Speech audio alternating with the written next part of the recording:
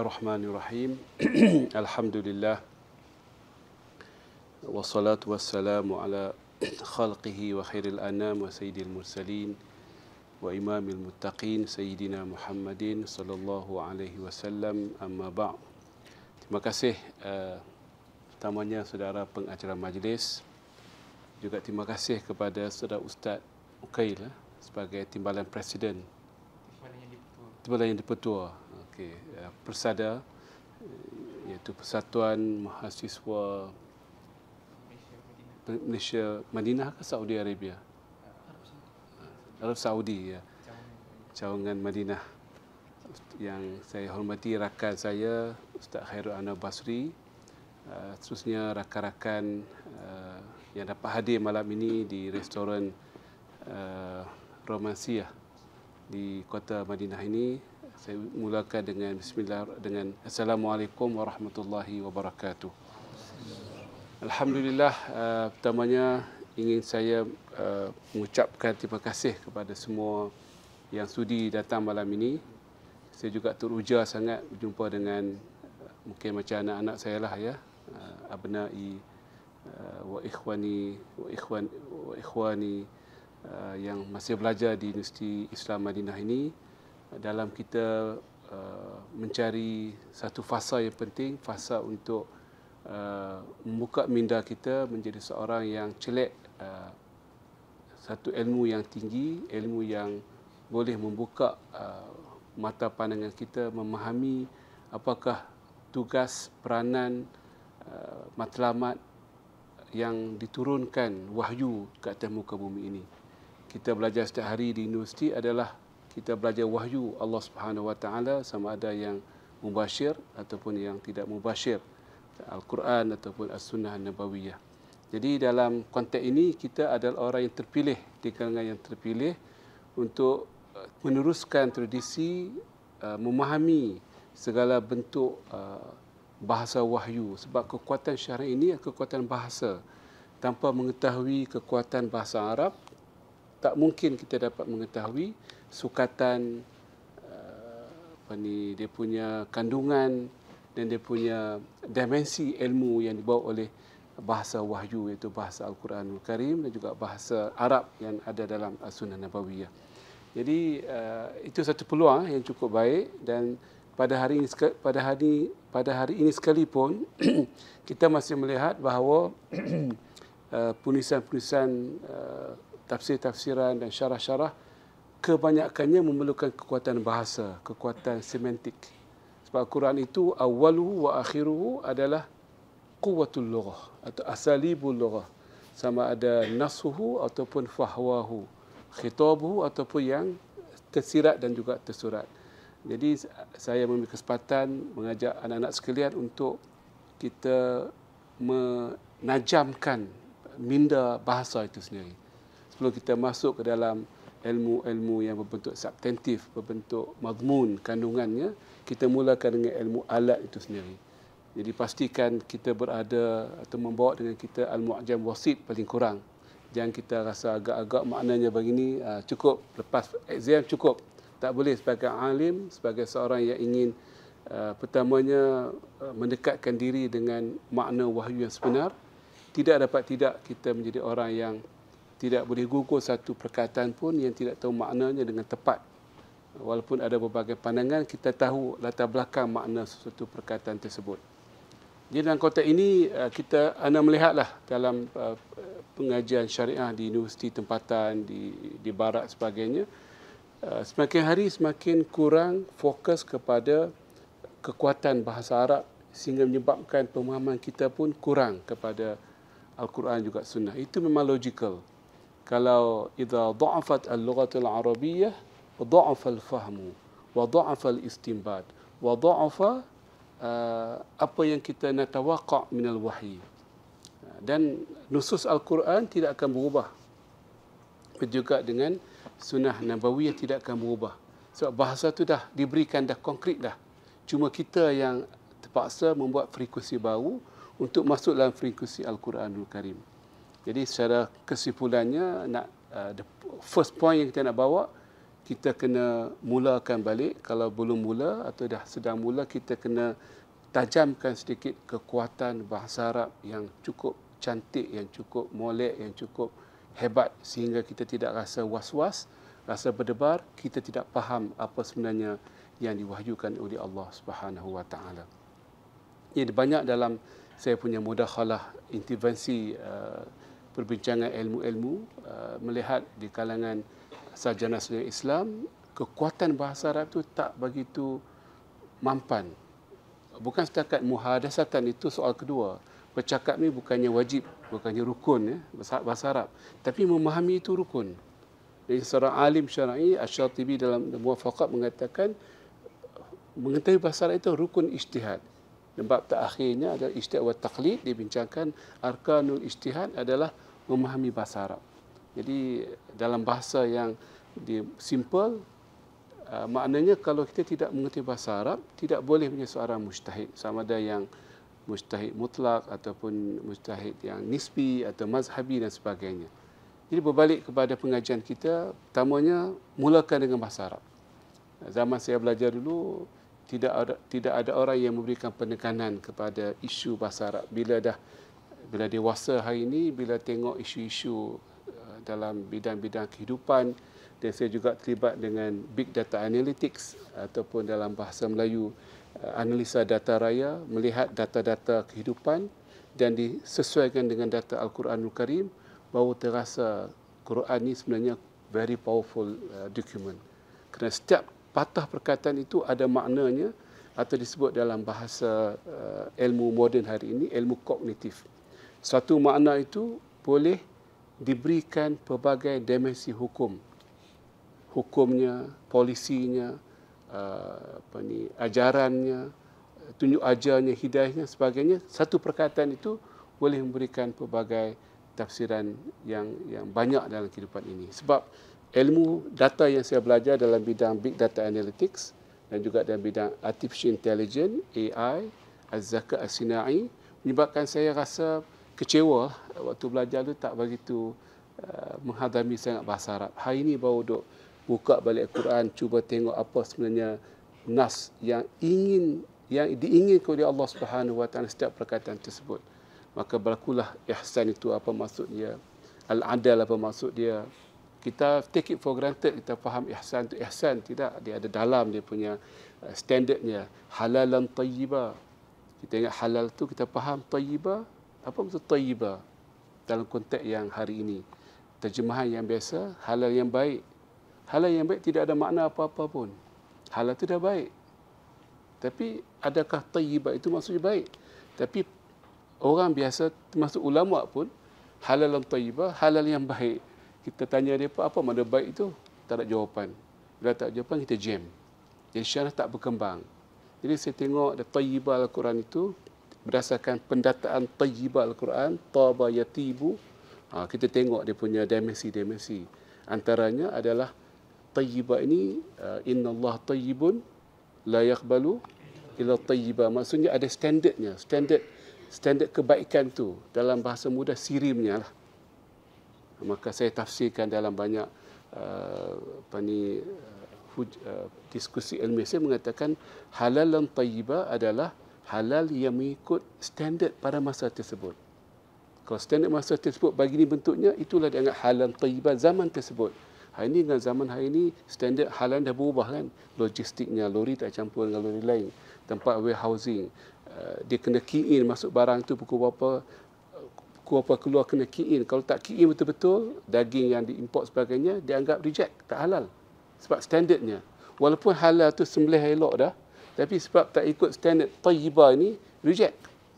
Di Jepun, di Korea lagi teruk. Dia orang memang ikut sistem secara literal. Kalau tak ikut saja cara-cara syariah, mereka tolak sebab mereka nak bagi compliant. Orang Jepun ni bila buat kerja, memang walaupun itu bukan undang-undang mereka, tapi itu standard mereka. Standard adalah agama mereka. Standard adalah dinuhum, religion, dia religion. Jadi itu baru satu perkataan, halalan tayyibah. Famati'uhunna, mut'ah pula kepada wanita yang diceraikan ataupun yang diceraikan. Apa maksud muta'ah? Jadi kena kaji dari segi istilah mata'ah sebagainya. Jadi saya nak sebutkan sini setiap perkataan itu perlu diberikan secara kognitif. Apa itu kognitif?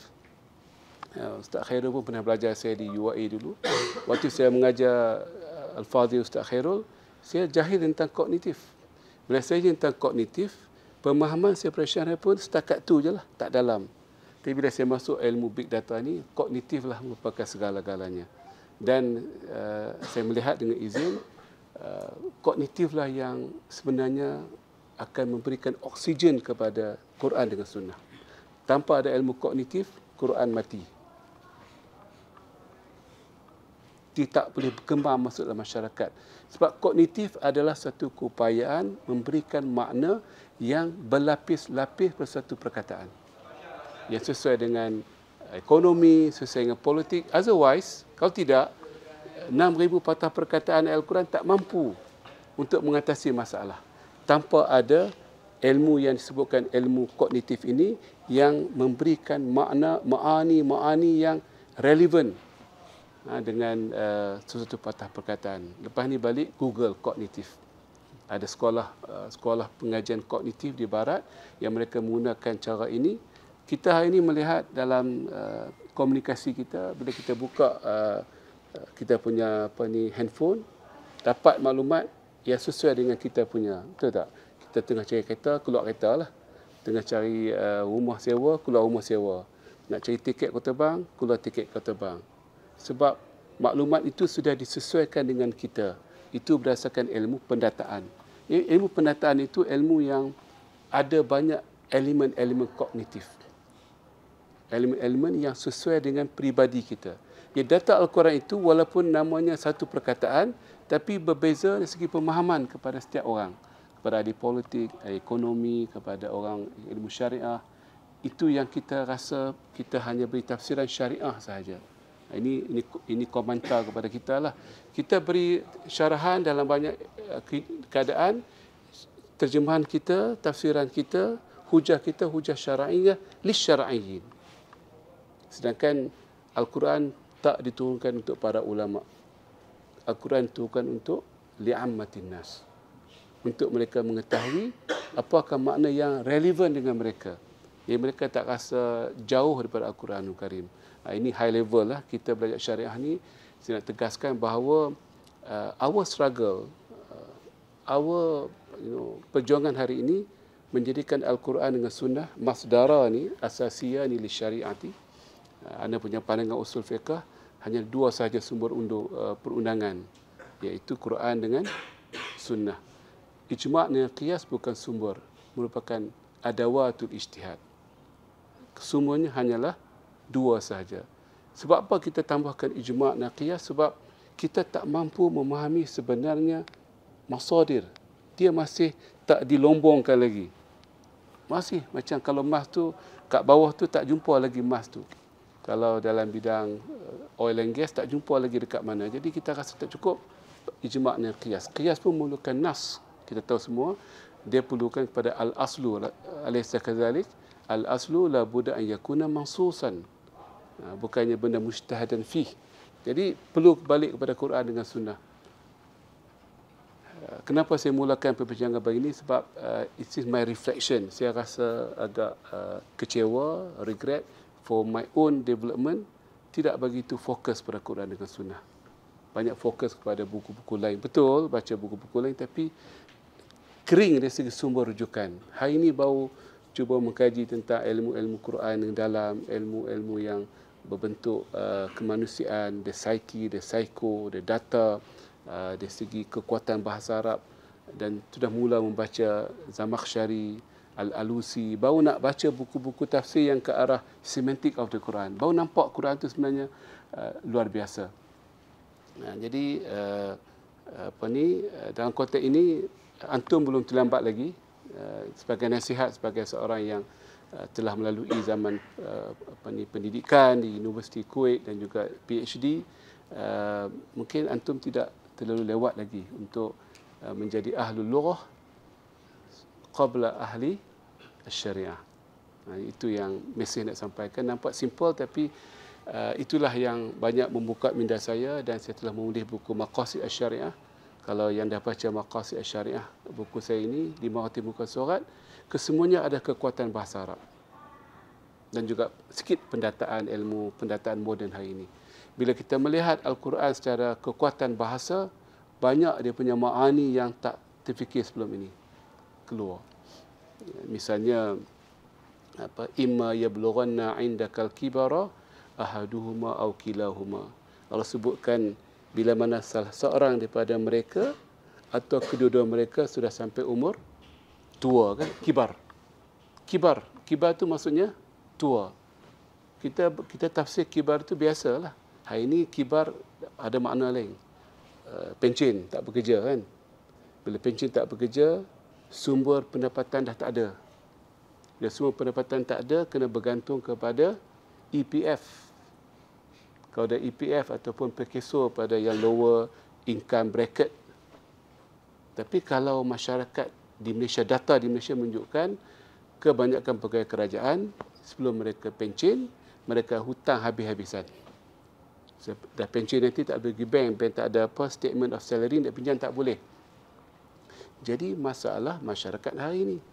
Dan Malaysia adalah negara yang paling teruk dari segi rasio keberhutangan isi rumah kepada GDP negara. Hampir 85%. Maksudnya 80% ini, kebanyakan hutang di Malaysia oleh orang rakyat Malaysia berhutang untuk beli barang-barang yang tidak produktif. Istihlaki, walaysa intaji. Kalau beli, pinjam duit untuk buat perniagaan, untuk beli emas, Ustaz Khairul, untuk pelaburan, kempen sikitlah. Untuk buat modal, untuk beli saham, untuk beli unit amanah. Ini bukan hutang, ini panggil hutang household. Ini hutang komersial. Tapi peratus yang ada di Malaysia, 85% hutang yang ada di bank-bank adalah orang pinjam untuk household, mana besarkan rumah, beli kereta, beli perhiasan, beli perabot, beli baju, melancong.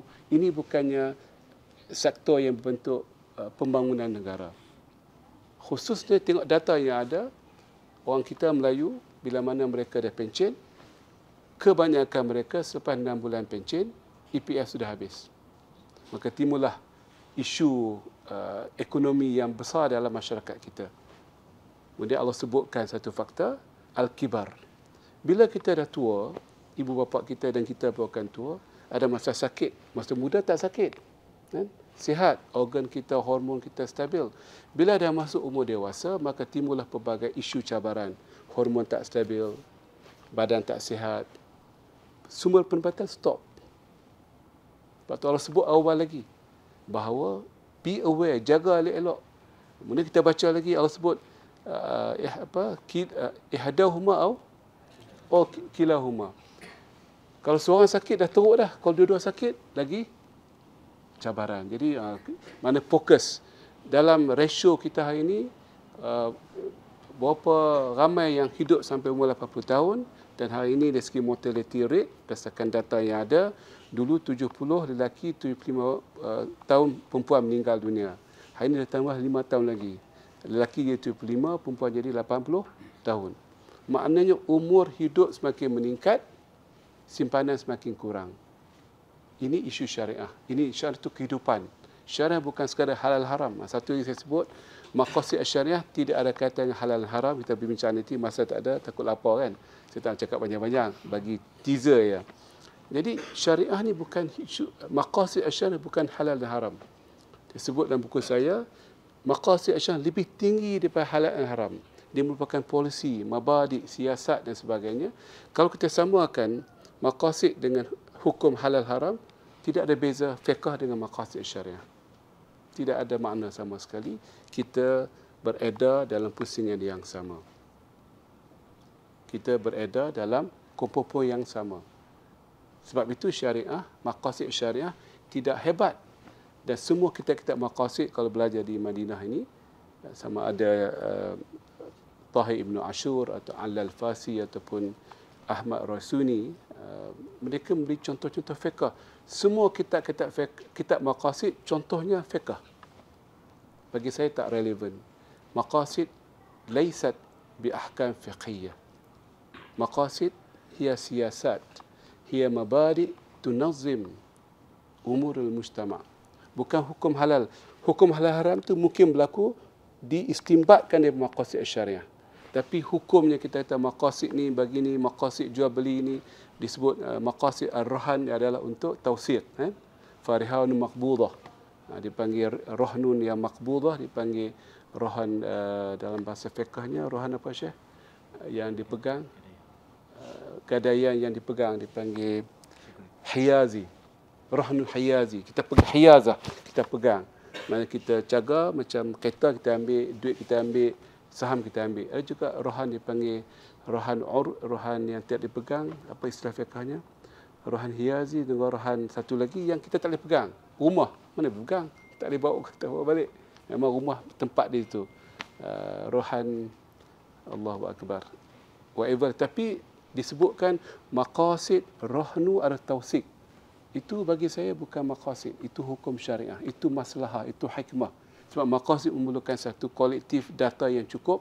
Boleh baca buku saya, boleh kupaskan di Universiti Madinah ini. Saya dah habis 5 tahun untuk buat kajian. Satu idea yang baru untuk membawa syariah, membawa maqasid syariah lebih tinggi daripada ilmu-ilmu yang lain. Sebenarnya itulah maqasid. Kalau maqasid masih lagi berlumba, berkompet, bermunafasah dengan ilmu-ilmu yang lain, itu bukan maqasid syariah. Wa a'la wa fawqa al-ahkam syar'iyyah. Yang ketiga yang terakhir, saudara pengacara, kita buka ruang untuk perbincangan insya-Allah. Al-Quranul Karim sebuah kitab yang banyak di dalamnya isu-isu makro, isu-isu yang lebih umum, umumiyat tentang air, serangga, hayawan, ibu bapa, wanita, kekayaan yang perlu dicari, rukun-rukun kehidupan yang ada, zuyyina linnasi hubbus syahawati minan nisa dan sebagainya. Ulama kita tafsir ini ayat negatif, ayat yang hitam, mengatakan ini semua tak baik. Sedangkan ayat inilah merupakan rukun kehidupan. Rukun kehidupan, 6 rukun kehidupan. Cinta pada wanita, cinta pada anak. Kalau kita tak suka wanita, hancur dunia ini. Suka pada wanita, suka anak yang ramai, itu rukun kehidupan untuk keluarga.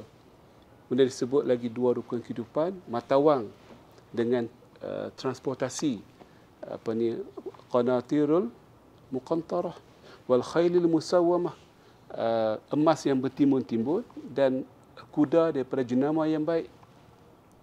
Allah sebut al-khail dah cukup, tapi Allah sebutkan al-khail. Kenapa? Ini segi sebut tadi. Kita baca musawamah, kita ambil perhatian, right? Kita ambil perhatian. Kita terjemahkan al-khail musawamah, kuda yang berjenama. Ada juga tafsir kuda yang dia punya bakar yang baik. Itu ada maknanya. Tidak sia-sia setiap patah perkataan. Al-musawamah maknanya beribu-ribu. Profilingnya, bakarnya, kedudukannya, kesannya. Hari ini kuda tak ada, ialah transportasi. Sampai ke peringkat angkasa lepas. Itu mesej yang ingin dibawa oleh Al-Quranul Karim.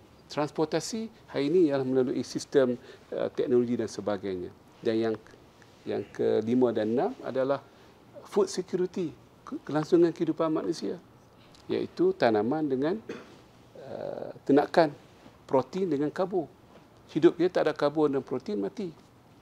Jadi dari penafsiran-penafsiran itu perlu dibawa semula. Dan ini bukan rukun kehidupan, tetapi ada sebahagian kita yang tafsirkan ini syahwat. Syahwat ni bukan untuk wanita, semua sekali.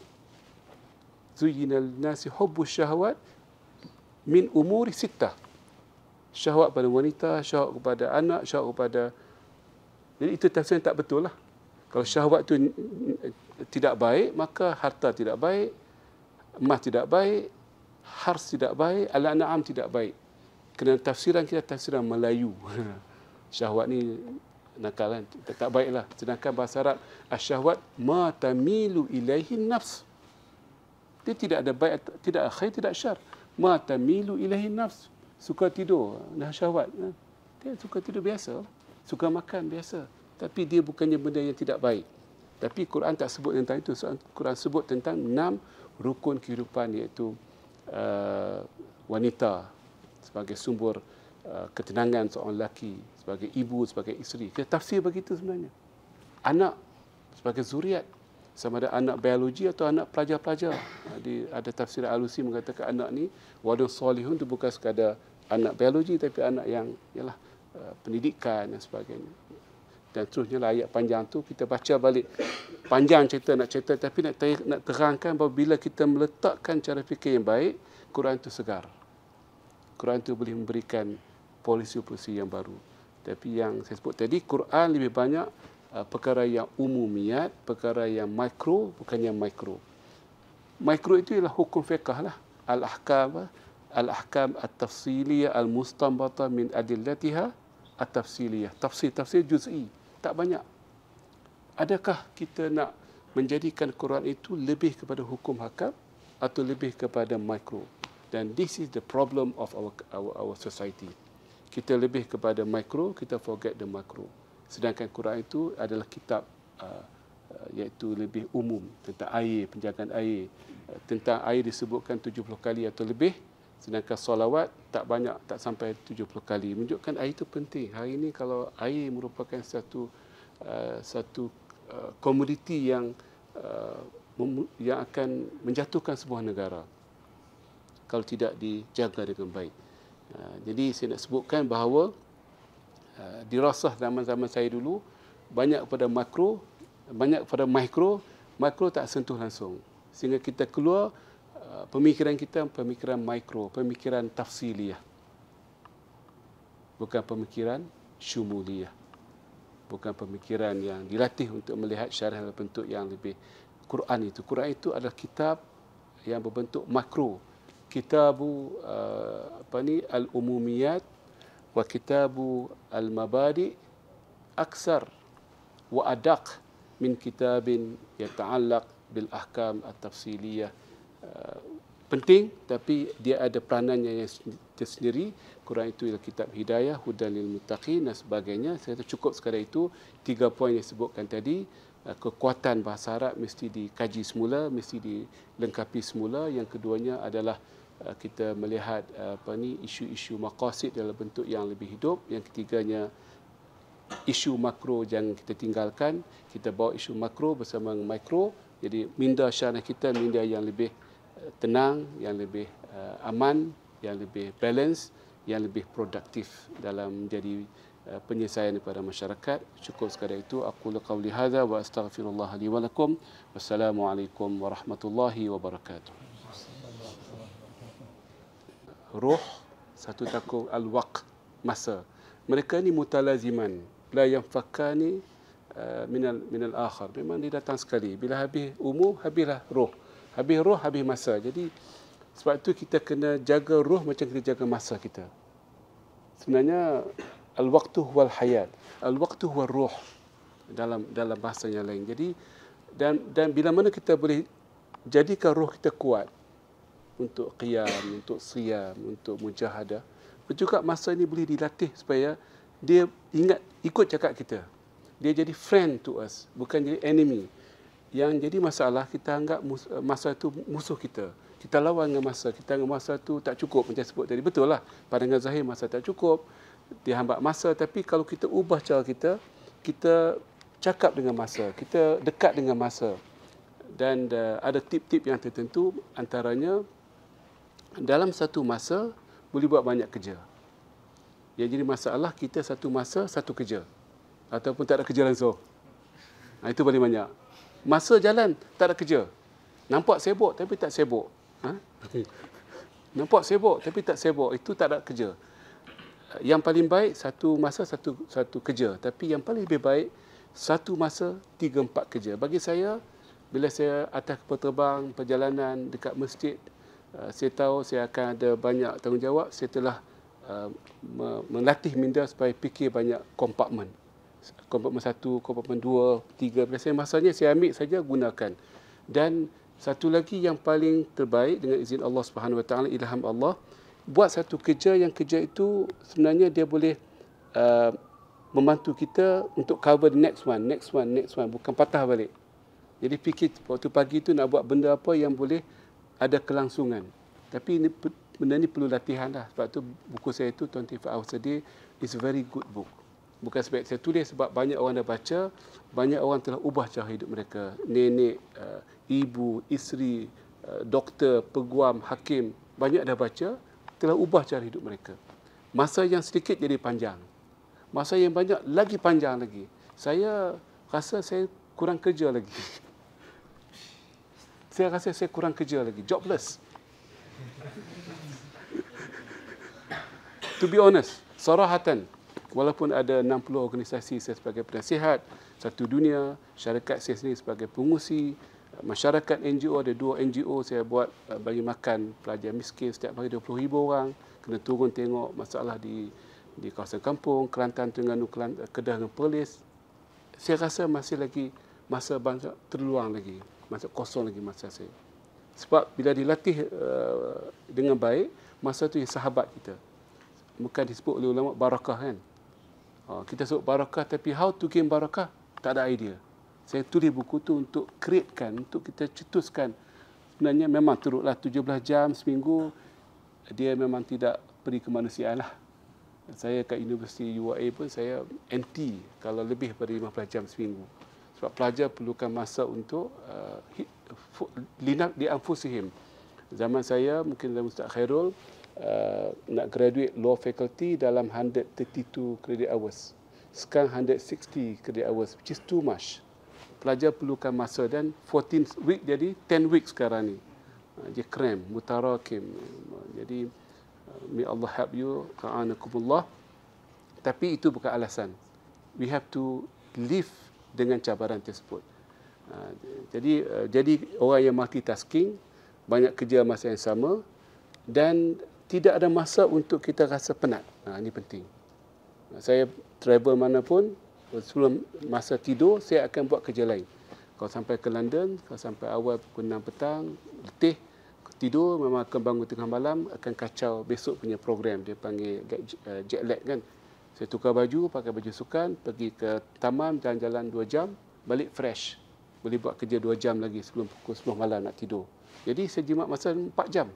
2 jam berjalan di taman, 2 jam untuk diary management, baca buku, buat buku dan sebagainya. Jadi saya membuat kerja yang bila waktu letih, cari benda yang paling kita suka. Kita bila letih tidur, right? Itu masalahnya. Belum saya masa tidur dan banyak tidur, itu masalah juga. Jadi cari perkara yang paling kita suka.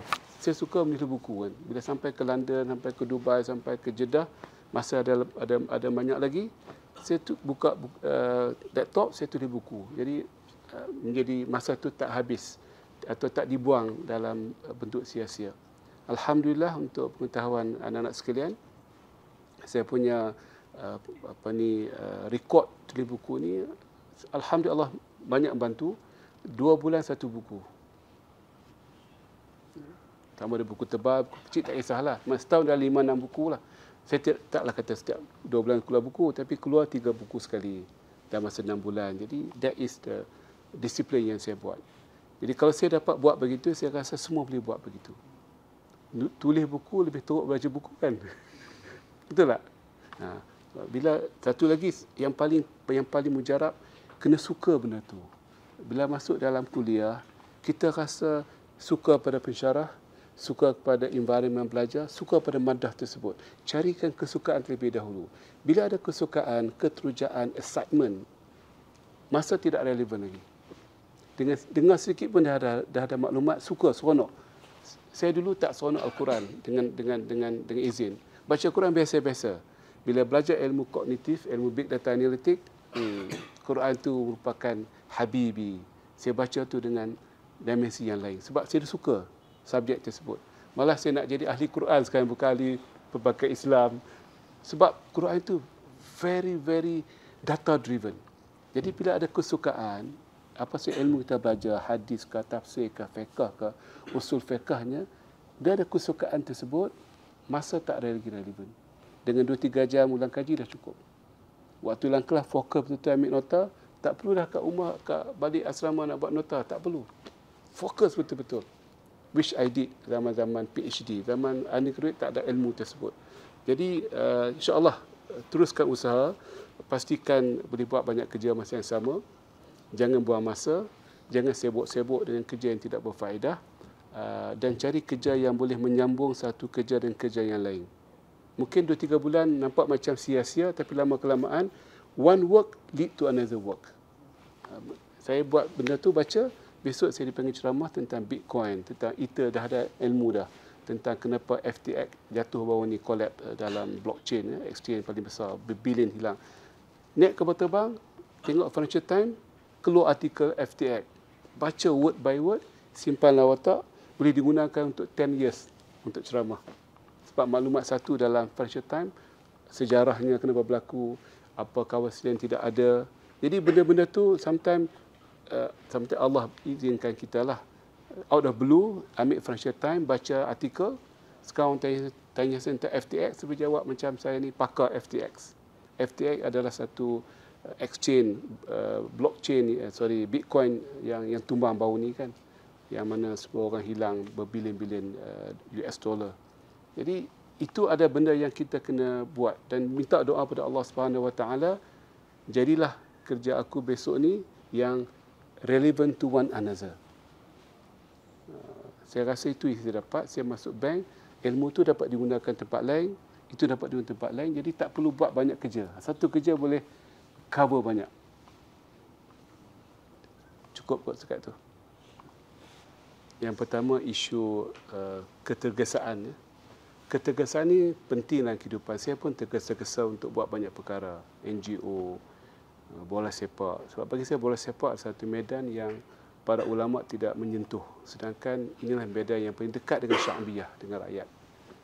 Sebulan saja pegang bola, saya dah masuk semua sekolah rendah dan menengah di Kedah. Semua pengetua di Kedah dia kenal saya. Setiap minggu dapat undangan untuk PABG satu Kedah. Itu satu suasana yang baru di mana saya tergesa-gesa, walaupun agak lambat, tapi saya rasa saya kena buat cepat untuk menjadikan pendidikan dengan bola sepak adalah kembar, tau'ama ni. Sebab budak-budak ni kalau masuk bola sepak, semangat belajar.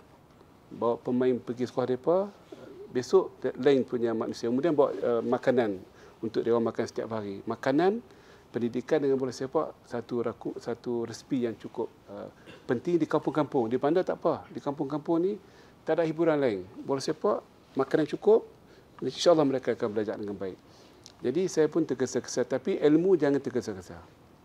Ilmu ni perlukan pembacaan yang halus. Muwatta' tu syarahnya lebih daripada 100 syarah satu dunia. Ada yang makhtutat, ada yang telah cetak. Jadi nak faham Muwatta' kena faham syarah dia. Syaibaninya, Sahnunnya, betul tak? Kena cari betul-betul. Dan pelbagai tafsiran kepada Imam Malik ni, satu kitab yang hebat ni, luar biasa, dan orang yang paling pandai adalah orang yang berada di Afrika Utara, sebab banyak buku-buku tu dibawa ke sana. Jadi kena pergi library kat sana tengok. Itu jadi pakar makan masa 20 tahun, 30 tahun. Satu lagi, saya punya pandangan dengan izin, zaman hari ini kita tak perlu pakar yang mendalam sangat. Perjuangan kita ini perjuangan berbentuk multidimensional. Bila multidimensional, kalau semua orang jadi pakar yang satu-satu 30 tahun, 40 tahun, kita tidak akan membawa perubahan dalam masyarakat. Kita perlu ada orang yang mengetahui suatu perkara itu cukup sukatannya dengan sukatan zamannya. Sebab zaman hari ini cabaran yang di luar sana luar biasa sangat. Kalau kita lambat dalam 10 years, 20 years, kita akan kalah sampai forever lah dengan gerakan SDG-nya, gerakan persamaan. Sekarang ni kalau di England, kalau nak minta kerja, tanya kita, kamu gay tak? Okey, tak apa lagi. Kamu sokong tak? Okey lagi. Apa pandangan kamu tentang gay? Kita diam saja, tak dapat kerja. Mesti menunjukkan sokongan kepada aktiviti gay ni ataupun lesbian dan sebagainya. Jadi dunia hari ini semakin cepat bergerak. Jadi bagi saya jangan tergesa-gesa, take your time. 4 tahun tak cukup. 4 tahun tak memerlukan seorang alim. Paling kurang 10-20 years. Pembacaan tu bertubi-tubi. Dari segi ilmu-ilmu sampingan, ilmu pendokong, ilmu psikologi, ilmu kemanusiaan, kena tawaduk, kena humble, tidak rasa kita lah merupakan authority, ada orang lebih authority daripada kita. Kena melihat aspek ilmu yang segala-galanya. Perlu buat mungkin PhD, buat master. Jadi don't rush. Sekarang ini masa untuk mengetahui kebanyakan ilmu. Kita panggil ru'usul aqlam, dia punya nota-nota utama. Takhasus will come later. Even PhD pun jangan pilih tajuk yang ingin menyelesaikan masalah ummah kita. Tajuk yang biasa-biasa aja. An-nifal wal haid wal jama' baina salawat. Itu majazan. Jangan pilih tajuk-tajuk yang terlalu berat. Rakan-rakan saya di UAE ramai yang gagal. Tajuk berat.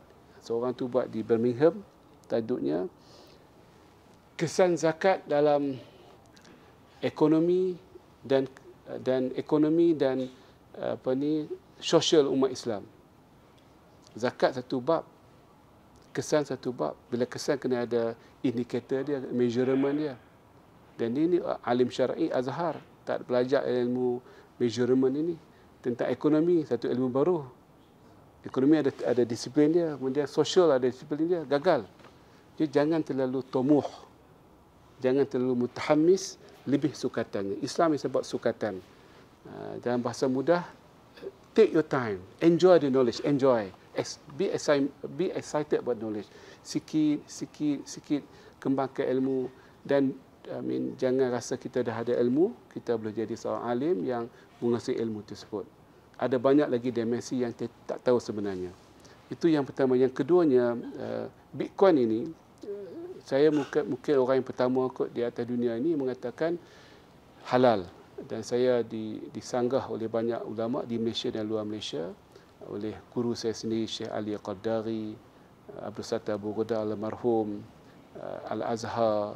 Di Malaysia pun kita tak boleh.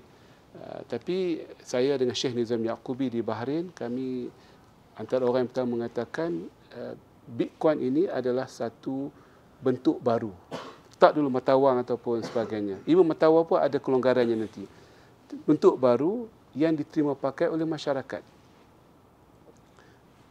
Yang tak biasa itu bukan masalah.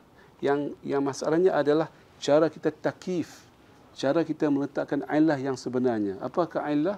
Al-wasfu, al-zahir, al-mundabit, al-muttarid, al-munakis. Ada 5 syarat ailah, itulah ailahnya. Halal atau haram berdasarkan ailah yang 5 syarat.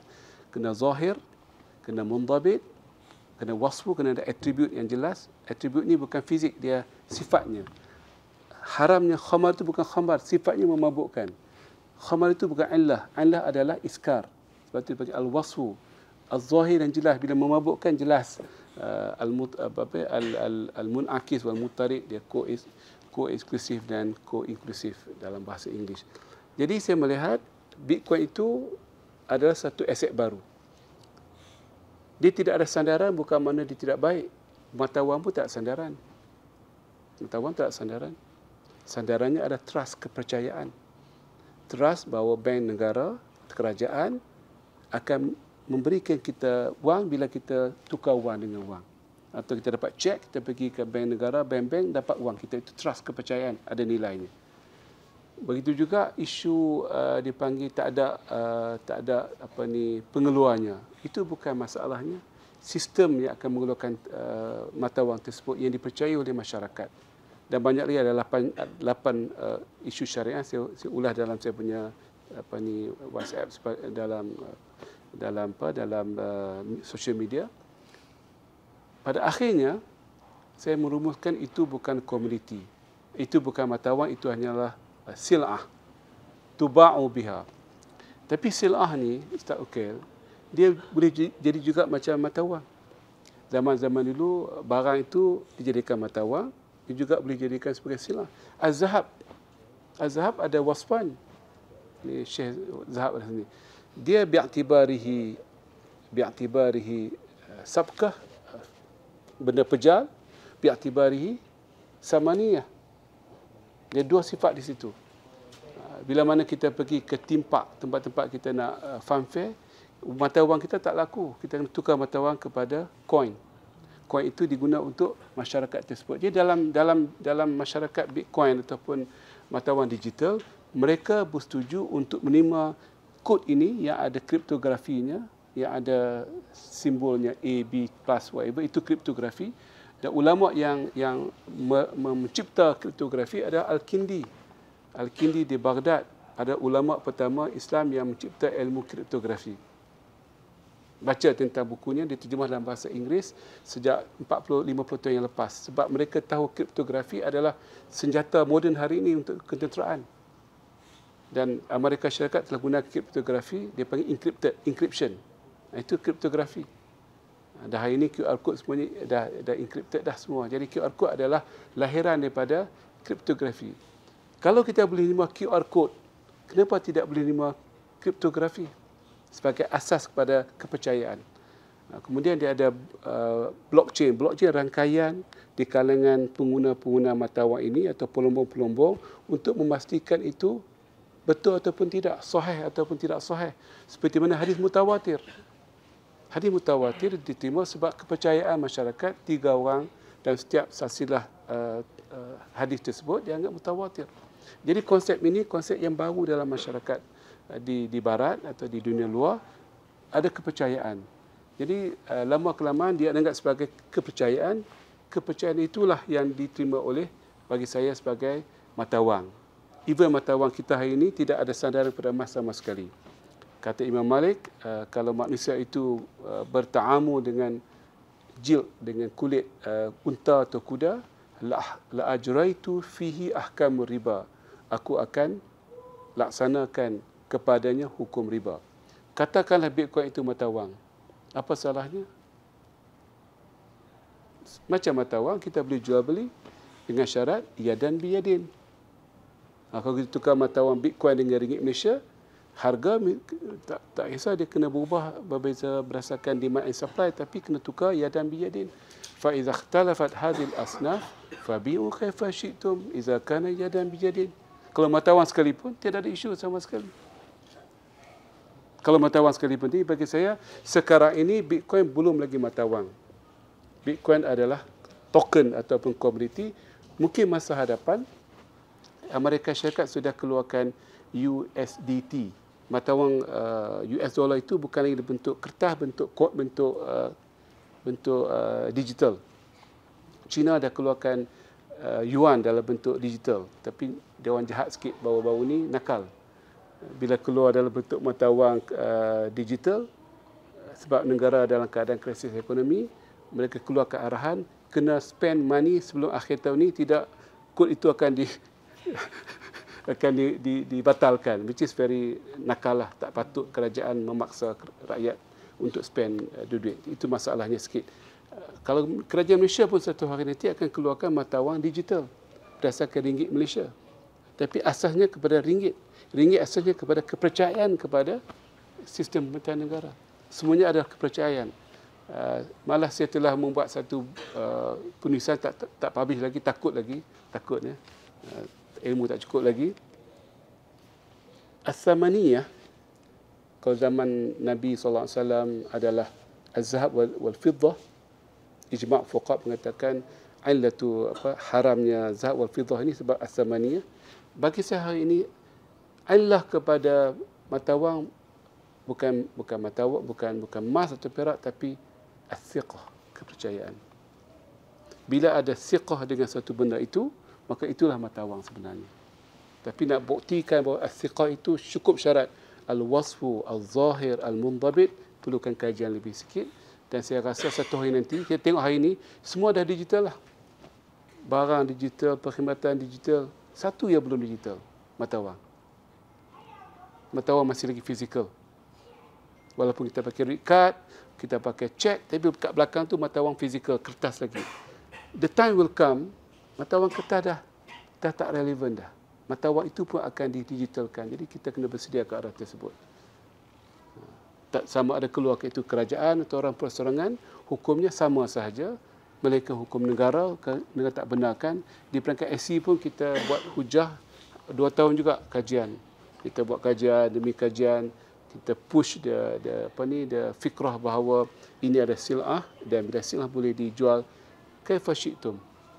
Tapi kalau ambil pandangan Ustaz Okil ataupun pandangan-pandangan yang ulama lain itu matawang, apa salahnya? Gunakan ahkamus saraf. Gunakan ahkamus saraf.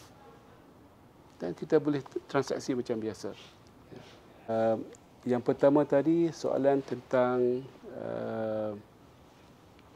bagaimana untuk takrib as-saqafah al-almiyah dalam pendidikan di tanah di Arab dan juga di Malaysia. Even di Malaysia pun pada saya banyak terlibat dengan Universiti Malaysia, masih lagi bidang syariah, masih lagi mikro, bukan lagi makro. Jadi kita perlu hadapi tersebut sebab kalau tidak, kita jadikan Quran itu tersisih dalam pengajian kita. Sebab itu ayatul ahkam, dia datang dengan ayatul ijtima', ayatul usrar, ayatul bi'ah. Dia tak datang ayat hukum saja. Dan bab talak tu dicampur dengan semua benda supaya pemikiran kita sepatutnya mutarakim. Sepatutnya mutakamil. Boleh jadi pemikiran syariah yang sepatutnya. Jadi perlu kepada satu tafsiran yang baru, satu pendekatan yang baru. Mungkin kita dah mula menulis hari ini, pengajian syariah, pengajian sepatutnya ada elemen mikro dengan makro. Innallaha ya'muru bil adli wal ihsan. Adil tu ada, ihsan tak ada. Ihsan tu dari segi pertimbangan-pertimbangan masyarakat, ikuti, dipanggil consideration. Jadi itu Al-Quran. Kalau adil tu dah cukup, Allah tak akan minta kita pertimbangkan al-ihsan. Itu satu cara ringkasnya. Jadi di Malaysia pun nu'ani min hazi az-zahirah. Az-zahirah la nurakkis ala qadaya allati tu'asir ala hayatin nas. Kita hanya concern on yang tu'asir ala ahkam syariah. Halalan wa haraman. Naam tu'asir, walakin la tu'asir ala mustaqbal ummah. Hukum halal tidak menyebabkan masyarakat itu akan ke depan atau ke belakang. Tapi tentang pendidikan, kesihatan, tentang peluang pekerjaan, tentang inflasi, tentang reserve negara, keberhutangan, ayatuddin dalam konteks negara, hutang negara dan sebagainya. Ini akan menyebabkan negara itu muflis. Tapi hal-hal penting, saya tak kata jangan salah faham pula, itu ada hukum tentang diri al-afrad masyarakat, tetapi yang siasat corruption, ayatul corruption ni batil disebut dalam Quran, wala taqulu amwalakum bainakum bil batil. Berapa ramai yang tafsirkan batil secara big data analytics. Kita tafsir batil riba dengan gharar, betul tak? Batil dalam tafsiran fiqh di universiti kita gharar, riba, qimar ataupun sedangkan batil Allah gunakan perkataan yang cantik dah. Dalam accounting kita kena macam-macam dipanggil penzahiran yang tak cukup, batil. Apalagi conflict of interest, batil. Tak ada arm's length. Harga tu sepatut RM10 dijual adik-beradik. Berlaku banyak di kawasan-kawasan kampung. Mudi sekolah agama bagi kontrak perbaik bumbung pada anak menakan dia, harga yang tinggi. Itu batil. Jadi the more we tafsir tu, the more kita dapat tengok bahawa kita menyisihkan Al-Quran dalam banyak hukum-hukum makro. Yang keduanya isu apa tadi?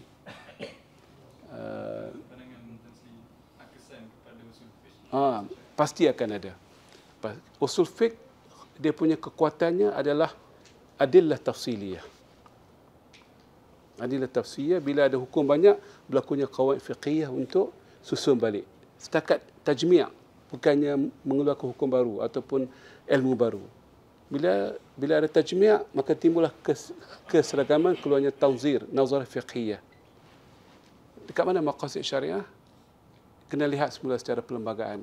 Qira'ah dusturiyah. Dalam buku saya sebut, maqasid adalah the constitution of the Muslim. Pembacaan constitution dengan pembacaan hukum fiqh berbeza. Saya baca dua-dua, undang-undang syariah dengan undang-undang sivil. Menarik bila masuk dalam contract law, dalam equity and trust, dalam companies law. Cara tafsiran tu memang macam kita adalah tafsiliyah. Cara hakim di mahkamah memberikan hukum valid ke tak valid ke, batal ke, breach ke tak breach, specific performance. Tapi perlembagaan tafsirnya berbeza. Perbezaan berbentuk ada caranya. Bahasa digunakan, ditakdim, ditakhir, laki perempuan yang mana lebih banyak, itu ada kesan dari segi pemberat kepada pentafsiran perlembagaan. Mana-mana perlembagaan, Malaysia ke, New Zealand ke, Singapura ke, Quran adalah kitab dusturi. Jadi pentafsiran kita adalah pentafsiran yang berbentuk qiraah dan juga qiraah dan juga istinbat dusturi. Di universiti kita tak diajar. Saya kalau tak masuk kuliah undang-undang, saya juga belajar undang-undang sivil part time, disebut tadi tak ada masa kan. Masa saya hujung minggu 7 tahun tak ada hujung minggu. Anak-anak saya besar sampai saya sedari. Tapi saya ada ilmu undang-undang, belajar hujung minggu Sabtu Ahad untuk undang-undang Malaysia. Saya tahu macam mana penafsiran perlembagaan itu terlalu unik, very unique. Dan bila saya belajar undang-undang perlembagaan, saya baca Al-Quranul Karim, this is the way kita kena terjemah Al-Quran dengan pendekatan perlembagaan. Sebab Quran itu frekuensi tinggi, tak boleh guna frekuensi yang rendah. Frekuensi yang rendah, frekuensi hukum hakam syariah. Sedangkan Quran ada dua frekuensi. Frekuensi yang biasa tentang hukum-hukum faraid, zakat, keluarga, jual beli dan sebagainya, termasuk hudud dan qisas, itu hukum yang berbentuk frekuensi rendah. Ada frekuensi tinggi lagi. Dan kalau boleh di Universiti Madinah, panggil seorang berikan kuliah memahami perlembagaan Malaysia. Cukup satu kredit hours. Untuk buka minda kita. Perlembagaan persekutuan perlu dibaca berbeza dengan pembacaan kes-kes law atau kes-kes mahkamah ataupun hukum-hukum yang spesifik kepada Ahmad dan Ali dan sebagainya. Wallahu a'lam. Saya tak kata sambung belajar, saya kata terus belajar.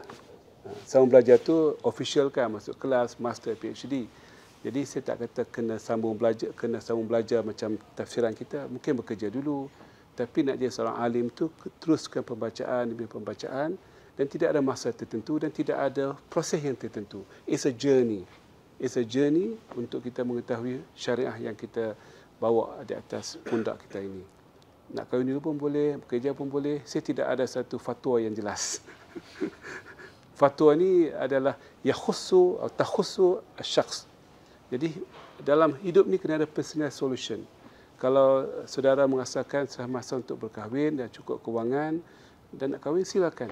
Tapi itu bukan perakhiran segala-galanya. Itu adalah mungkin permulaan kepada satu jenis yang baru. Be yourself. Be yourself. Itu saja yang penting. Jangan tengok orang kanan, tengok orang kiri. Berbeza. Kita semua ni berbeza. Saya ditakdirkan dapat beasiswa. Habis Kuwait, balik ke UAE, dapat beasiswa. Dia hantar terus pergi buat PhD. Buat master, jadi convert master jadi PhD. Cepat sikit. MPhil, conversion jadi PhD. 3 tahun dapat 2 sekali. Itu rezeki saya. Tapi balik, saya cari masalah. Buat belajar undang-undang pula. 7 tahun. Menangis. Umur saya tu bersilau kes-kes law ni. Masa tak ada, sport ni. Nak pergi exam tu tak baca semua, sport lah. Sport sana, sport sini. nak lulus exam. Tapi saya rasa itu usaha kita lah. Saya nak belajar lagi, sambung. Kata sambung tadi. Dan saya dapat ijazah. Jangan tanya mu'adal am lah apa-apa lah kan. Tapi lepaslah. Tapi saya adalah orang pertama yang di Malaysia yang mungkin seorang orangnya yang ada 2 degree. Yang belajar 2 degree dalam masa 4 tahun. Tak ada lagi orang Malaysia yang buat begitu. Yang ada dia buat double degree kan. 4 tahun campur 1, 5 tahun. Saya belajar 2 sekali. Saya melihat undang-undang ni secara yang lebih dekat dan rapat. Sebab saya belajar 4 tahun. Bukan mudah.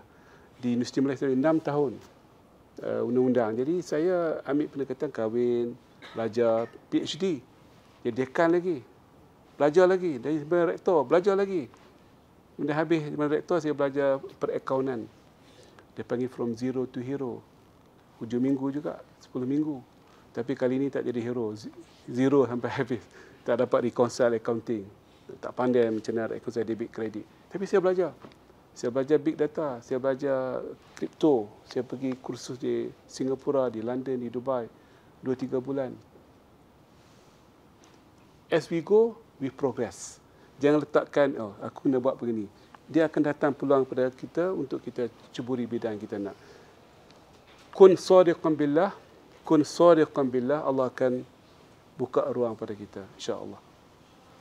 Soalan kedua.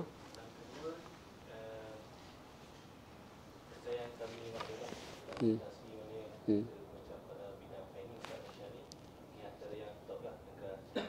Ya. Hmm.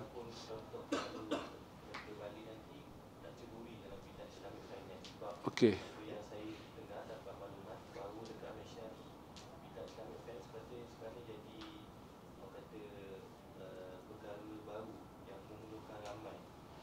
Hmm. Ya, dia memerlukan ramai tenaga, tapi yang minta tu beribu-ribu. Jadi untuk memastikan kita dipandang borang kita itu, kita kena something yang different. Sebab itu kami buat di program di Malaysia, kita kumpulkan pelajar-pelajar syariah di universiti tempatan, mungkin Universiti Madinah juga boleh join sekali, mungkin online. Kita keluarkan 2 hari program macam syariah audit, syariah product development. Jadi pelajar-pelajar yang datang ikut kursus kita dengan harga yang paling murah, RM50, RM100, kita nak bantu anak-anak muda ni. Saya difahamkan daripada beratus orang hantar, yang 50 orang datang program kami buat, borang mereka akan diambil. Sebab mereka tak ada masa nak cek satu-satu. Madinah, Azhar, UAE, UKM, UM, sama bagi mereka. Sama sahaja. Dari segi pandangan human resource, kullukum sawa, atau saya, tak ada beza. Syariah. Dia tak faham Madinah belajar apa 10 minggu, belajar bahasa Arab.